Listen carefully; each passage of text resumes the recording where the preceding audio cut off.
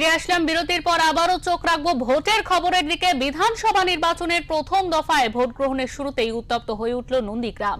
Vote চলাকালীন নিজের polling agent এবং মন্ডল প্রেসিডেন্ট বুদ্ধদেব মন্ডলকে গ্রেফতার করার অভিযোগ তুলে সরাসরি পুলিশের বিরুদ্ধে ক্ষোভ উগরে দিলেন বিজেপি প্রার্থী শুভেন্দু অধিকারী। বুথের বিএলওকে প্রভাবিত করার অভিযোগে সতর্ক করেন তিনি।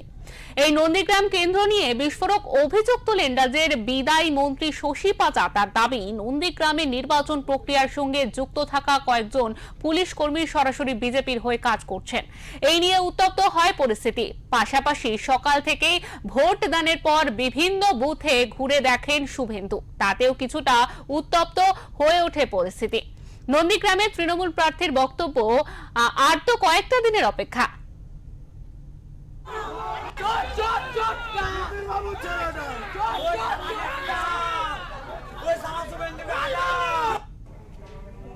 কর্মসূচি পালন করতেছে।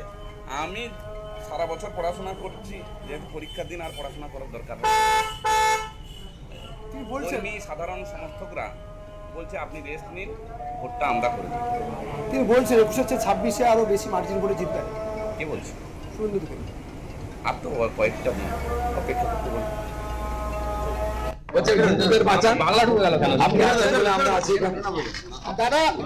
আমার কথা নয়, আমি এসব কথা বলছি না। উনি যা বলেছেন আপনাদের সামনে বলুন। পরিবর্তনের পক্ষে রাজ্যে, আর এখানে আমার ব্যবধান বাড়াবে।